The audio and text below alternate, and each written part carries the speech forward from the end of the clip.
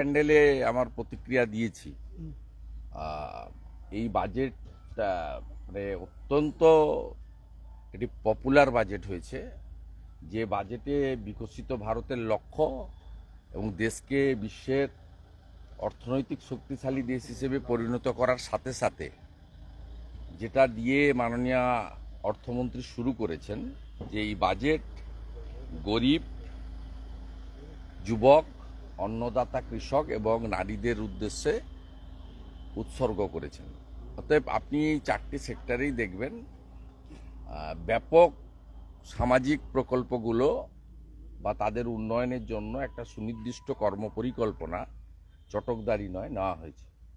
আমি বিশেষ করে আমি একজন জনপ্রতিনিধি এবং আমি গ্রাসরুটে কাজও করি, সাধারণ মানুষের সঙ্গে প্রত্যক্ষ যোগাযোগ আছে। কতগুলো ভালো জিনিস, যেমন যে সমস্ত সামাজিক প্রকল্প ভারত সরকারের চলছে সেগুলো চালু রেখে জল জীবন মিশন 2028 সাল পর্যন্ত এক্সটেন্ড করা, এটা একটা বড় ঐতিহাসিক পদক্ষেপ।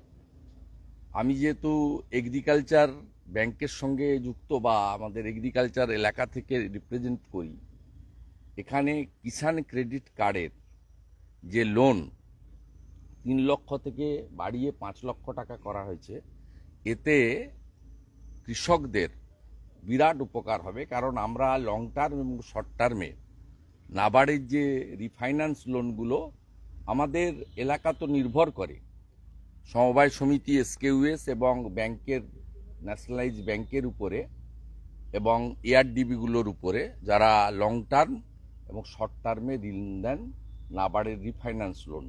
এবং এটা অত্যন্ত স্বল্প সুদে ভারত সরকারের সামান্য 2% ইন্টারেস্টে এখানে খুব সাধারণভাবে, সামান্যভাবেই অত্যন্ত অল্প সুদে তারা এই কিষাণ ক্রেডিট কার্ডের লোনের সুযোগ পান।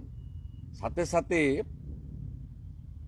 আমাদের বিশেষ করে 12 লক্ষ টাকা পর্যন্ত ইনকাম ট্যাক্স ছাড়, এটা তো ব্যাপকভাবে মধ্যবিত্ত এবং নিম্ন মধ্যবিত্ত তারা অত্যন্তভাবে আনন্দিত হয়েছেন। এবং এক্ষেত্রে আপনারা মিডিয়াতে যারা কাজ করেন, প্রিন্ট মিডিয়া, ইলেকট্রনিক্স মিডিয়া, আমার মনে হয় এই 12 লক্ষ টাকা পর্যন্ত ছাড়ের ক্ষেত্রে বছরে তারাও অনেকে এটাতে সরাসরি উপকৃত হবে।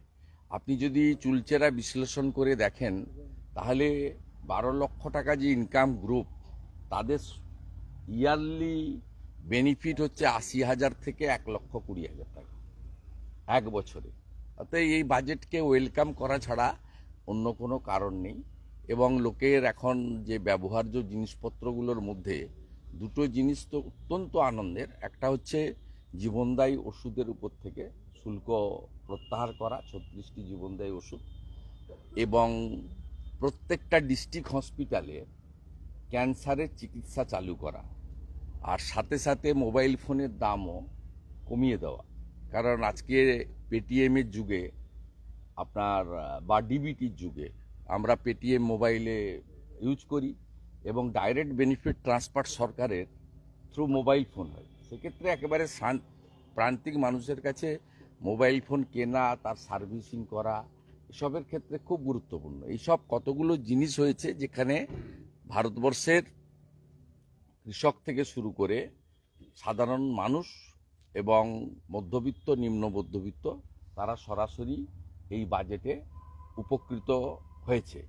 এবারে পশ্চিমবঙ্গের ক্ষেত্রে যদি আপনি বলেন, তাহলে আলাদা করে পশ্চিমবঙ্গের আপনারা, আমি দেখছিলাম মাননীয় অমিত মিত্র, যাকে হাতি পুষছেন মুখ্যমন্ত্রীর এত উপদেষ্টা, ওনাকে নাকি অর্থনৈতিক উপদেষ্টা রেখে ক্যাবিনেটের মর্যাদা দিয়েছেন এবং তার জন্য লক্ষ লক্ষ টাকা মাসে আমাদের ট্যাক্সের টাকা বা ঋণ নেওয়ার টাকা দিতে হচ্ছে। তিনি তৃণমূলের হয়ে বক্তব্য যে রেখেছেন, তাতে জিএসটি টিএসটি বলেছেন, বলার তো কিছু নেই। তিনি সেক্ষেত্রে মহিলাদের নিয়ে খোঁচা দিয়েছেন। কিন্তু এই বাজেটে মহিলাদের ক্ষেত্রে অনেকগুলো স্পেসিফিক উন্নয়নের কথা বলা হয়েছে। 1 নম্বর হচ্ছে 1 কোটির বেশি গর্ভবতী মহিলাদের বিশেষ বেনিফিটের কথা বলা হয়েছে এবং 70% মহিলাকে স্বনির্ভর বা কর্মসংস্থানের লক্ষ্যে এসএইচজি গ্রুপ সহ আমাদের লাখপতি দিদি সহ নানা কর্মসূচিতে তাদেরকে সেলফ এমপ্লয়মেন্টের বিষয়ে স্পেসিফিক বলা হয়েছে। যদি বলেন যে বিহার কেন্দ্রিক বাজেট, তৃণমূলের কেউ কেউ বলছিল বিহারের ক্ষেত্রে যে সমস্ত কর্মসূচিগুলো দিয়েছেন আজকের বাজেটে, তার সঙ্গে নতুন ফার্টিলাইজার প্ল্যান্টের কথা আসামেও বলা হয়েছে। এখানে সমস্যাটা হচ্ছে যে আপনি বিহারে 4টে নতুন এয়ারপোর্টের কথা বলা হয়েছে, তা আপনাকে কলকাতায় এয়ারপোর্টের জন্য নতুন এয়ারপোর্টের জমি চাওয়া হয়েছিল। আপনারা সরাসরি লিখিতভাবে মুখ্যমন্ত্রী না বলে দিয়েছেন। জ্যোতিরাদিত্য সিন্ধিয়া যখন মুখ্যমন্ত্রী ছিলেন, ভাঙড় এলাকাতে আরেকটি নতুন এয়ারপোর্টের জন্য আপনাকে বাগডোগরা এক্সপেনশনের জমি চাওয়া হয়েছে, আপনি না বলে দিয়েছেন। আপনাকে কলাইকুণ্ডা মিলিটারি এয়ারপোর্টকে কমার্শিয়াল এবং ডোমেস্টিক এয়ারপোর্ট হিসেবে চালু করার জন্য প্রপোজাল দিয়ে 25 একর জমি চাওয়া হয়েছে, আপনি দেননি। আপনাকে হাসিমারা এয়ারপোর্টকে পাবলিককে, জনগণকে ইউজ করার জন্য কমার্শিয়াল ফ্লাইট, ডোমেস্টিক ফ্লাইটের জন্য 37 একর জমি চাওয়া হয়েছে, আপনি দেননি। আপনি 61টা রেল প্রজেক্টে আপনি অ্যাডিকুয়েট ল্যান্ড আপনি প্রোভাইড করেননি। তো স্বাভাবিকভাবে যে সমস্ত স্টেট গভর্নমেন্ট আসাম জায়গা দিয়েছে, তাই ওখানে নতুন একটি ফার্টিলাইজার বড় ইউনিট হচ্ছে। Eastern reason, north eastern reason সরাসরি কৃষকরা উপকৃত হবে। ফার্টিলাইজারেও প্রচুর সাবসিডির কথা ঘোষণা করা হয়েছে। সাথে সাথে বিহারের ক্ষেত্রেও অনেকগুলি জমি তারা প্রোভাইড করেছেন, কেন্দ্রীয় সরকারের সঙ্গে কাঁধে কাঁধ মিলিয়ে বলছেন। এবং আপনি এক্ষেত্রে দেখবেন আজকে যে নতুন একটি স্কিম কৃষকদের জন্য দেওয়া হয়েছে, আপনার কৃষকদের যে নতুন একটি স্কিম দেওয়া হয়েছে, সেই স্কিমে 100টি জেলা যেখানে প্রপারলি মানে কৃষি উৎপাদন হয় না, বিক্রিও হয় না। আমাদের পশ্চিমবঙ্গের তো কমপ্লিটলি যেটাকে আপনার পশ্চিমাঞ্চল বলা হয়, পশ্চিম বর্ধমান থেকে শুরু করে বীরভূমের একটা বড় অংশ থেকে শুরু করে বাঁকুড়া, পুরুলিয়া, ঝাড়গ্রাম, পশ্চিম মেদিনীপুরের একটা অংশ এদিকে, এবং নর্থ বেঙ্গলেরও কিছু কিছু জায়গা আছে, আপনার আলিপুরদুয়ার দিকটা বা কালিম্পংয়ের দিকটা। সেই সব জায়গার ক্ষেত্রে এই স্কিমে 1,70,00,000 কৃষককে সরকার পূর্ণ দায়িত্ব নিতে চাইছেন এই 100টি জেলাতে। আপনি দেখবেন যেহেতু এই স্কিমটা আয়ুষ্মান ভারতের মতো, প্রধানমন্ত্রী ফসল বীমা যোজনার মতো, প্রধানমন্ত্রী আবাস যোজনার মতো, সেক্ষেত্রে বিশ্বকর্মা যোজনার মতো, পশ্চিমবঙ্গ সরকার তার স্বভাবসিদ্ধ ভঙ্গিতে এই স্কিমে তারা অন্তর্ভুক্ত হবে না, যেহেতু ভারত সরকার বা প্রধানমন্ত্রীর এক্ষেত্রে একটা বড় কন্ট্রিবিউশন বা রোল থাকবে, ক্রেডিট সেন্ট্রাল গভর্নমেন্টে চলে যাবে। তাই এদের যে এই নেগেটিভ অ্যাটিচিউড, নেগেটিভ অ্যাক্টিভিটিস, তার জন্য এই সমস্যাটা পশ্চিমবঙ্গের মানুষ ফেস করছে। এবং সিনিয়র সিটিজেনদের যে টিডিএস 50,000-এর জায়গায় 1,00,000 টাকা পর্যন্ত ছাড়, এবং তাদের যে মান্থলি ইনকাম স্কিমে আপনার যে ব্যাপকভাবে মানে সুদের ক্ষেত্রেও বিরাট একটা সুযোগ দেওয়া হয়েছে, এক্ষেত্রে একটা বড় সুযোগ আপনার তারা পাবে। এটা খুব অ্যাপ্রিসিয়েট করার মতো বাজেট। পশ্চিমবঙ্গের বিভিন্ন কেন্দ্রীয় দপ্তর, কেন্দ্রীয় প্রতিষ্ঠান এবং রেলের যে চালু প্রজেক্টগুলো আছে, মেট্রো রেল সহ, তার পর্যাপ্ত বাজেটারি অ্যালটমেন্ট হয়েছে। স্পেসিফিক আপনারা 1-2 দিনের মধ্যে পেয়ে যাবেন, আপনারাও পেয়ে যাবেন, মিডিয়া আমরাও প্রোভাইড করে দেবো, বা আপনারাও অন্য সোর্সে ভারত সরকার থেকে তো ওটা পাবলিক ডোমেনে আনবে। এবারে যদি ধরেন যে বাজেটে রাজ্যগুলিকে এই যে গ্রাফিক্স, এই গ্রাফিক্সে দেখবেন 2016-17-তে 9.86 লক্ষ কোটি টাকা যেখানে সেন্ট্রাল গ্র্যান্ট ছিল, 2024-25-এ যেখানে 22.76 লক্ষ কোটি টাকা সেন্ট্রাল অ্যাসিস্ট্যান্ট ছিল, এবারে সেটা 25-26-এ বৃদ্ধি করে 25.60 লক্ষ কোটি টাকা নির্দিষ্ট করেছেন ভারত সরকার আজকে অর্থ বাজেটে, এবং সমস্ত রাজ্যকে উন্নয়নের ক্ষেত্রে সমান দৃষ্টিভঙ্গি দিয়ে দেখতে গিয়ে পশ্চিমবঙ্গেও আপনি statement showing state wise distribution of net proceeds of union taxes and duties for B 25-26, এক্ষেত্রেও গ্র্যান্ড টোটাল যদি পশ্চিমবঙ্গের ক্ষেত্রে দেখেন তাহলে দেখবেন 1,07,000 কোটি টাকার বেশি আপনার এখানে এই গ্র্যান্ড টোটালের ক্ষেত্রে এখানে পরিষ্কারভাবে এটা বলা হয়েছে, গ্র্যান্ড টোটালের ক্ষেত্রে এটা বলা হয়েছে। এবং সেক্ষেত্রে পশ্চিমবঙ্গের কোনো সমস্যা নেই, পশ্চিমবঙ্গ আতঙ্কিত হওয়ার কারণ নেই। যত খুশি চুরি করুন, যত খুশি চালিয়ে যান, আর একটা চাকরি দিতে পারবেন না। ওবিসি নিয়ে যা ঘেঁটে দিয়েছেন, আর কয়েকটা মাস আছেন, চাকরি দিতে পারবেন না। ওই ধার দেনা করে 500 টাকা লক্ষ্মীর ভাণ্ডারে বাড়িয়ে দেন, তাতে কিচ্ছু হবে না, কোনো চিড়া ভিজবে না, নিশ্চিন্তে থাকুন। বাড়িতে বাড়িতে লোক চাকরি চায়, শিল্প চায়, স্বাস্থ্য পরিষেবা চায়। আপনি বিহারটা বললেন, কিন্তু ভোটের বিহার বলে কি কল্পতরু কেন্দ্র এমনটা তৃণমূলের নেতারা অভিযোগ করছে না, আমি আগেই উত্তর দিয়েছি, শুধু বিহার কেন, অন্যান্য স্টেটের ক্ষেত্রেও তো অনেক প্রজেক্ট দিয়েছে। আসামে তো ভোট 26 সালে, আসামে তো ফার্টিলাইজার ইউনিট দিয়েছে সরকার, প্রত্যেকটা স্টেটকেই তারা প্রোভাইড করেছে।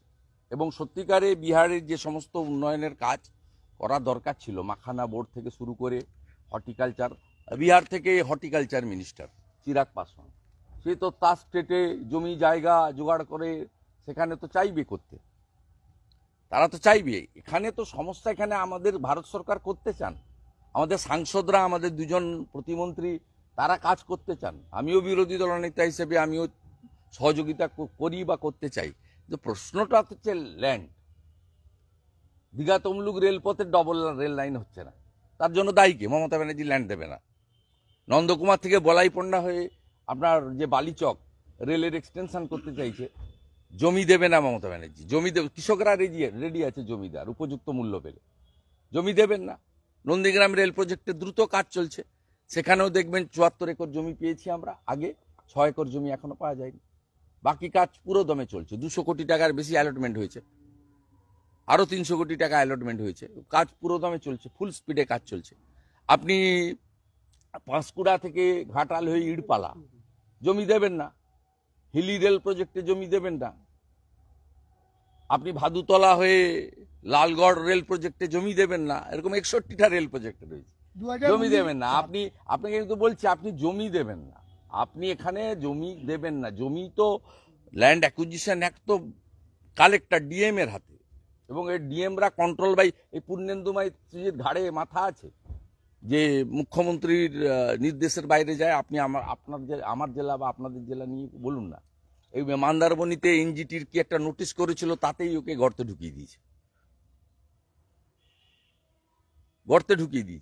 কে করবে, কে কোথায় জমি দিতে চাইবে? ভারত সরকার 2019-এ আপনাদের 18 জন, মানে বিজেপির 18 জন সাংসদ ছিল, এখন 12 জন, কিন্তু সেই তখনও বঞ্চিত, এখনো বঞ্চিত তৃণমূল থেকে বলা হচ্ছে। তৃণমূলের কথার উত্তর দেওয়ার কোনো দরকার নেই। তৃণমূলকে পরামর্শ করব যে অন্য রাজ্যগুলোকে দেখে শিখুন।